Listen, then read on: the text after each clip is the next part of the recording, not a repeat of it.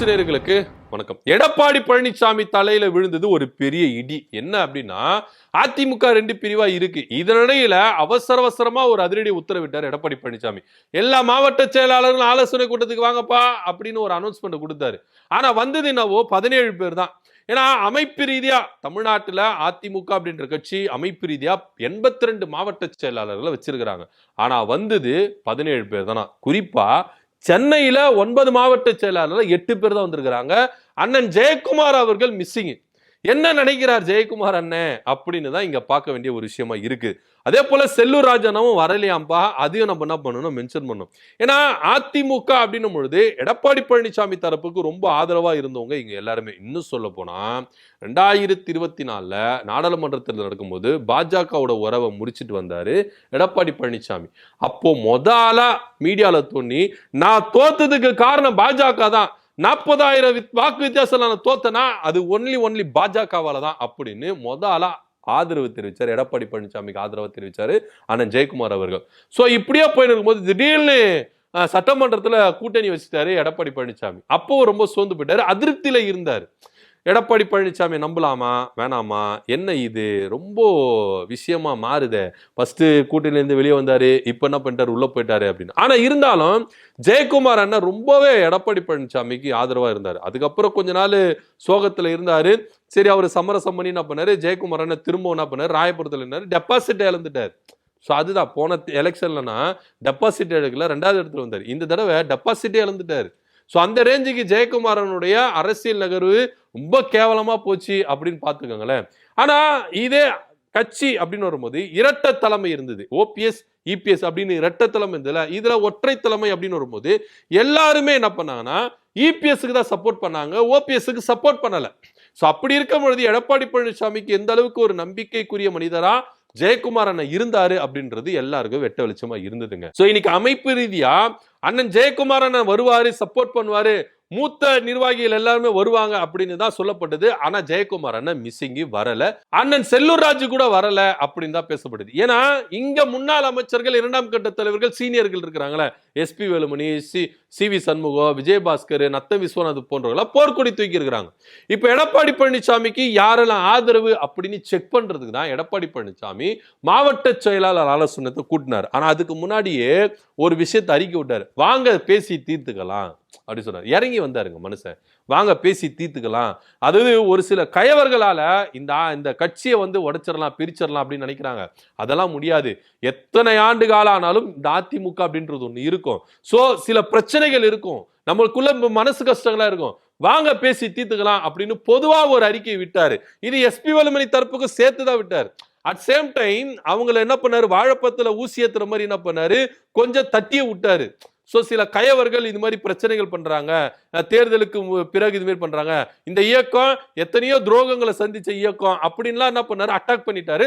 At same time பொதுவா அழைப்பு கொடுக்குறாரு, வாங்க பேசி தீர்த்துக்கலாம் அப்படின்னு. அதன் அடிப்படையில எல்லா மாவட்ட செயலாளருக்கும் அழைப்பு கொடுக்கப்பட்டது. ஆனா 17 மாவட்ட செயலாளர்கள் தான் இந்த ஆலோசனை கூட்டத்துல பங்கு பெற்றாங்க அப்படின்னு தான் சொல்லணும். இதுல முக்கியமா முகமறிந்த 2ஆம் கட்ட தலைவர்கள் கலந்து கொண்டாங்களா அப்படின்னா கிடையாது. சென்னையில அதிமுகவின் முகமா காணப்படுகிற அண்ணன் ஜெயக்குமார் அவர்கள் கலந்துக்கல, ஆதரவையும் தெரிவிக்கல அப்படின்னு தான் இங்க பார்க்க வேண்டிய ஒரு விஷயமா இருக்குது. அப்போ அண்ணன் ஜெயக்குமார் அவர்கள் எஸ்பி வேலுமணி தரப்புக்கு ஆதரவு தெரிவிக்க போறாரா அப்படின்னா அங்கேயும் நிலையான ஒரு ஆதரவு தெரிவிக்கவே இல்லை. சோ எந்த முடிவு எடுக்காம அவர் என்ன பண்றாரு, நடுநிலையில இருக்கிறாரு. ஏன்னா இவங்க எல்லாருமே ஒன்று சேர்ந்துட்டாங்கன்னா பிரச்சனை கிடையாது அப்படின்னு யோசிக்கிறாரோ அப்படின்னு கூட பார்க்க வேண்டிய ஒரு விஷயமா இது இருக்கு. ஏன்னா நீங்க நடைமுறை வாழ்க்கையில ஜெயக்குமார் அண்ணனுக்கும் சில மனசு கஷ்டங்களா இருக்கும். ஏன்னா ராயபுரம் தொகுதியில முடிசூடா மன்னனா இருந்தாரு, பாஜக கூட கூட்டணி வச்சதுனாலதான் 2021 தோத்தாரு. சோ அப்பவும் அவருக்கு என்ன பண்ணலாம், ஒரு மனசு திருப்தி இருந்தது, திமுக கிட்ட தோத்துட்டோம்பா அப்படின்ற ஒரு மனசு திருப்தி அவருக்கு இருந்தது. ஏன்னா இங்க திமுக மாறி இருந்தாங்க. 2021 தோக்கும் அந்த மனசு திருப்தி இருந்தது. ஆனா இப்போ தோத்தாருல, டெபாசிட்டை இழந்துட்டார். அதுவும் தாவேக்கா 2ஆம் இடத்துல வந்துருச்சு, நம்ம டெபாசிட் இழந்துட்டோமே அப்படின்ற ஒரு மனசு கஷ்டம் அவருக்கு இருக்கிறதுக்கு வாய்ப்புகள் இருக்குது அப்படின்னு அவருடைய ஆதரவாளர்கள் தெரிவிக்கிறாங்க. சோ அதனால எஸ்பி வேலுமணி அவங்க என்ன பண்றாங்கன்னா தாவேக்காவுக்கு ஆதரவா போறாங்க. சோ அங்க போறதுக்கு இவருக்கு மனசு இடிக்கும்பா அப்படின்ற ஒரு ரேஞ்சில் இருக்கு. ஒருவேளை இத பகச்சிக்க கூடாது அப்படின்றதுக்காக எடப்பாடி பழனிசாமியோட ஆலோசனை மீட்டிங்கும் போகாம அவர் என்ன பண்றாரு, தடை பண்ணியிருக்கிறாரு அப்படின்னு சொல்ல வராங்க. சோ எப்படி இருந்தாலும் இவர் நடுநிலைமையில இருக்கிறாரு அப்படின்னு சொல்லப்படுது.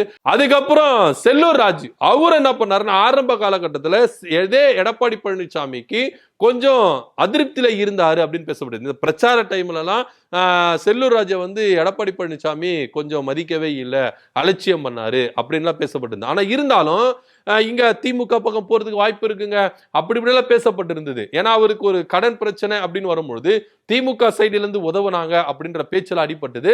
அதிமுக வந்து கண்டுக்கவே இல்லை அப்படின்லாம் சொல்லப்பட்டிருந்தது. சோ அதன் அடிப்படையில் திமுக பக்கம் போறாரா செல்லூர் ராஜு அப்படின்னு பேசப்பட்டிருந்தது. ஆனா இல்ல, நான் இங்க எடப்பாடி பழனிசாமி தலைமையிலான அதிமுகவில் தான் இருக்கிறேன் அப்படின்னு சொன்னாரு. ஆனா அந்த அளவுக்கு நம்பிக்கையா இருந்த மனுஷன் ஏன் மாவட்ட செயலாளர் கூட்டத்துக்கு வரல அப்படின்ற ஒரு சந்தேகமும் இங்க கேள்விக்குறியா இருக்கு. ஏன்னா நத்தம் விஸ்வநாதன், சி.வி. சண்முகம் போன்றவர்கள் சீனியர்கள் அந்த பக்கம் அதிகப்படி இருக்கிறதுனால எடப்பாடி பழனிசாமியும் ஒரு குறிப்பிட்ட சீனியர்கள் மட்டும் தான் இந்த பக்கம் இருக்கிறாங்க.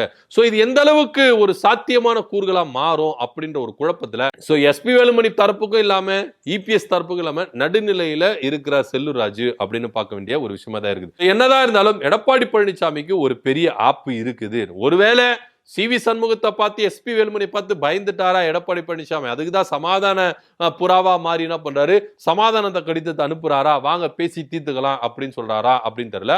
ஆனா அண்ணன் ஜெயக்குமார் அவர்கள் இன்னமும் எடப்பாடி பழனிசாமிக்கும் ஆதரவு தெரிவிக்கல, எஸ்பி வேலுமணி தரப்புக்கும் ஆதரவு தெரிவிக்கல, மாவட்ட செயலாளர் கூட்டத்துல கலந்துக்கல. ஏன்னா 9 மாவட்ட செயலாளர் இருக்காங்க சென்னை மாவட்டத்தை எடுத்தீங்கன்னா. ஆனா அதுக்கு 8 மாவட்ட செயலாளர்கள் தான் வந்தாங்க, ஜெயக்குமார் அண்ணன் வரல அப்படின்னு. இதன் மத்தியில அவைத்தலைவர் தமிழ்மகன் உசேன் அவரு முழுக்க எடப்பாடி பழனிசாமி தரப்புக்கு ஆதரவு தெரிவித்திருக்கார். ஏன்னா பொதுக்குழு அப்படின்னு வந்துட்டா அவைத்தலைவர் மெயின். அவைத்தலைவர் யார முன்மொழிகிறாரோ, யார பொதுச் செயலாளரா வரணும் அப்படின்னு முன்மொழிகிறாரோ, இதை முன்மொழியணும், இதை வழிமொழியணும் அப்படின்ற ஒரு விதிகள் அதிமுக இருக்கு. சோ அவைத்தலைவர் அப்படின்றது ரொம்பவே பொதுக்குழு கூடும்போது அவைத்தலைவர் அப்படின்றது ரொம்பவே முக்கியமா கருதப்படுது. சோ அந்த பதவியில இருக்கிற தமிழ்மகன் உசேன் அவர்கள் எடப்பாடி பழனிசாமி தரப்புக்கு தன்னுடைய முழு ஆதரவு தெரிவிச்சிருக்கிறார். இதனிடையில திண்டுக்கல் சீனிவாசன் என்ன சொல்றாரு, 100% அதிமுகவில் எடப்பாடி பழனிசாமி தரப்புக்கு தான் ஆதரவு இருக்கு. எங்க பக்கம் தான் அதிக பேர் என்ன பண்றாங்க, மாவட்ட செயலாளர்கள், செயற்குழு, பொதுக்குழு உறுப்பினர்கள் நிறைய பேர் இருக்கிறாங்க அப்படின்னு பேசப்பட்டது. சோ இதனிடையில தான் எடப்பாடி பழனிசாமி மாவட்ட செயலாளர்கள் ஆலோசனை கூட்டம் அனௌன்ஸ்மெண்ட் பண்ணார். இதுல பயங்கரமா ஒரு எதிர்பார்ப்பு இருந்தது. என்னன்னா எத்தனை மாவட்ட செயலாளர்கள் வரப்போறாங்க, எத்தனை செயற்குழு உறுப்பினர்கள் வரப்போறாங்க, எந்தெந்த மாவட்ட செயலாளர் வரப்போறாங்க அப்படின்ற ஒரு பெரும் எதிர்பார்ப்பு இருந்தது. இதுல அண்ணன் ஜெயக்குமார் அவர்கள் வராதது ரொம்ப பெரிய பின்னடைவு அப்படின்னு பார்க்க வேண்டிய ஒரு விஷயமா இருக்கு. ஏன்னா ஜெயக்குமார் அவர்கள் அவங்க அப்பா காலத்துல இருந்து என்ன பண்றாரு, அதிமுக இருக்காரு, எம்ஜிஆர், ஜெயலலிதா எல்லாரையும் என்ன பண்ணாரு, ஜெயக்குமார் அண்ணன் பார்த்துட்டு வந்திருக்காரு. சோ அதிமுக அப்படின்னா அவர் ரத்தத்திலே ஊர்ன ஒரு விஷயம். நீங்க அதிமுகவில் வடச்சென்னை எடுத்துட்டீங்கன்னா ஜெயக்குமார் அண்ணன் இல்லாம அதிமுக இல்ல, அதிமுக இல்லாம ஜெயக்குமார் அண்ணன் இல்ல அப்படின்னு தான் சொல்லணும். ஏன்னா அந்த அளவுக்கு வடசென்னையில அதிமுக அப்படின்றது எந்த அளவுக்கு அவர் என்ன பண்ணாரு, ஒரு வளர்ச்சி அடைந்த ஒரு விஷயமா கொண்டு வந்தாரு, நம்பிக்கைக்குரிய ஒரு விஷயமா எதிர்த்துட்டு வந்தாரு அப்படின்ற விஷயத்தை இங்க நம்ம பார்க்கணும். அந்த அளவுக்கு வளர்ச்சி கொடுத்திருக்கிறாரு அதிமுகவில் ஜெயக்குமாரான வளர்ச்சி கொடுத்திருக்காரு. ஆனா அப்பேற்பட்ட ஒரு மனுஷன் தனக்கு ஆதரவு இல்லாம தான் நடத்துற கூட்டத்துக்கு வராம இவர் புறக்கணிக்கிறார்னா ஒருவேளை இவருடைய பதவி பறிக்கப்படுமா அப்படின்ற ஒரு விஷயம் பார்க்க வேண்டியதா இருக்கு. ஏன்னா இந்த ஆலோசனை கூட்டத்துல எடப்பாடி பழனிசாமி ஸ்ட்ரிக்டா ஒரு ஆர்டர் போட்டாராம், யாரெல்லாம் இந்த கூட்டத்துக்கு வரலையோ அவங்க பதவியெல்லாம் பறிக்கப்படும் அப்படின்னு போட்டிருந்தாரு. ஏன்னா இவங்களுக்கு ஆதரவு கொடுக்கறவங்க தான் வருவாங்க, கொடுக்காதவங்க வரமாட்டாங்க அப்படின்னு ஒரு சூழ்நிலை இருக்குல்ல. அப்படி பார்த்தா ஜெயக்குமார் அண்ணன் அதே போல செல்லூர் ராஜனுடைய பதவியில பறிக்கப்படுமா, இவங்களுடைய ஆதரவு அந்த பக்கம் போகுமா அப்படின்ற பொருந்தா பார்க்கணும். ஆனா அவசரப்பட்டு எடப்பாடி பழனிசாமி இந்த முடிவை எடுக்க மாட்டாரு அப்படின்னு தான் பார்க்க வேண்டியது இருக்கு. ஏன்னா ஜெயக்குமாரனுடைய முடிவு வடசென்னையில எந்த அளவுக்கு ஒரு பெரிய இழப்பை ஏற்படுத்தும் அதிமுகவில், அதெல்லாம் பார்க்க வேண்டிய ஒரு விஷயமா இருக்கு. வெயிட் பண்றாரு போல இருக்கு, இவங்க 2 பேரும் ஒண்ணு சேர்றதுக்கு அவர் வெயிட் பண்றாரு, வெயிட் பண்ணுவாரு அப்படின்னு கூட பார்க்க வேண்டியதா இருக்கு. இதே ஓபிஎஸ் இபிஎஸ் வரும்போது அதிரடியா ஓபிஎஸ் பக்கம் போகாம இபிஎஸ் பக்கத்தை தேர்ந்தெடுத்தார் அண்ணன் ஜெயக்குமார் அவர்கள். ஆனா இன்னைக்கு இன்னும் பிளவுகளா, இதனுடைய வெளிப்பாடு மனசு வேதனையில தான் என்ன பண்ணாரு, செம்மலையை வெளியே போனார். ஆனா இன்னைக்கு ஜெயக்குமார் அண்ணா இந்த முடிவு எடுத்து இருக்கிறது ஆலோசனை கூட்டம் வராம இருக்கிறதுக்கு ஒரு பெரிய ரீசன் இருக்கும் அப்படின்னு தான் பார்க்க வேண்டியது இருக்கு. என்ன நடக்குது அப்படின்னு பொறுத்து பார்க்கலாம். இதை பத்தியோட கருத்து அப்படி கீழே கமெண்ட் பண்ணுங்க. நன்றி, வணக்கம்.